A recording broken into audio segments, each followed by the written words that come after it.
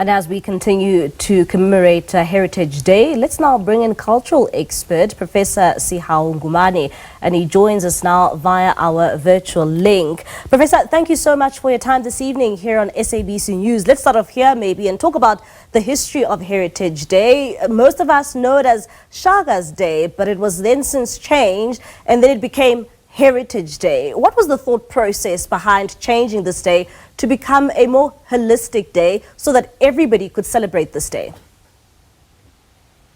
Thank you very much for inviting me and for the opportunity to look into the origins of Heritage Day.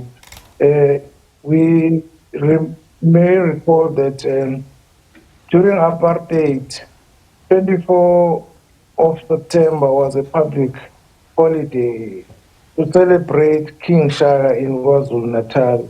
And post-apartheid, the democratic government decided to change the 24th of September to embrace all the people of South Africa. So it became a Heritage Day because it is a day where we celebrate our diversity in South Africa in a way of unifying and creating new identity for South Africa post-colonial era.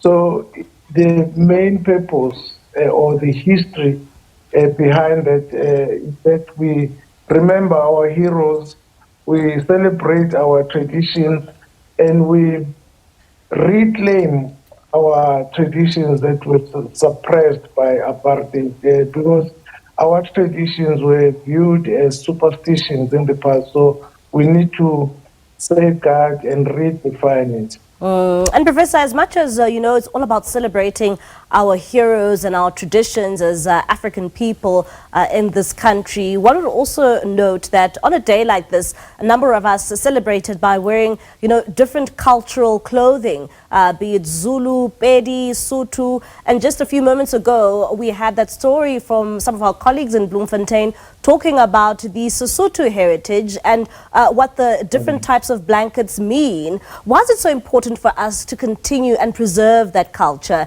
and to continue and telling the stories of why we dress up in certain ways and why we express ourselves through these different cultural clothing? I think it is an effort to build the new nation, the new South Africa.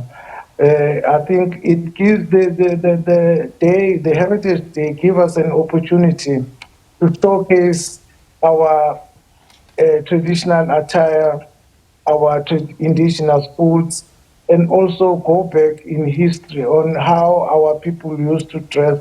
Like I've also learned from the clip as I opened the channel that there's the Sotho blanket and how it is important to wear, and it has got a spiritual connection with the forefathers of South Africa. So it is important that we understand why certain attire or dresses is used. Like in the context of the Nguni people, they've got beads, and the beads have got meaning and they are significant.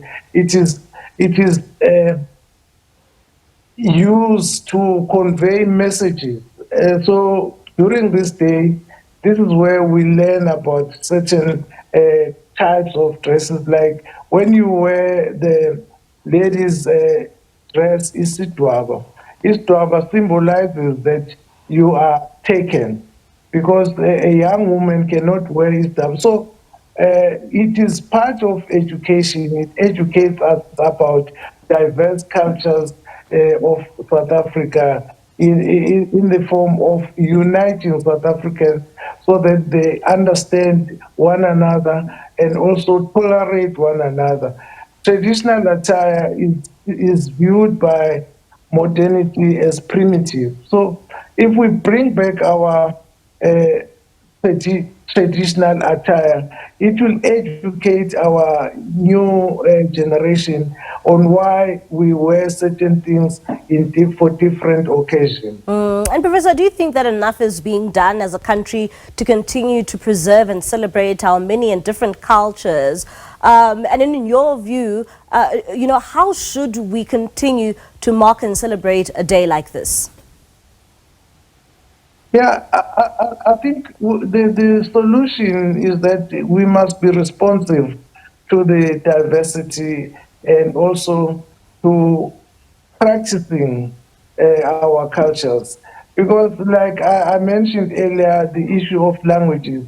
We must speak our languages because if we don't speak our languages, no one will promote them. So, preserving our languages will sustain our languages to live longer, even when we are gone. Our future generations can still speak our language. If we don't speak our languages will die. So things like that, it's very important that we practice our indigenous knowledge.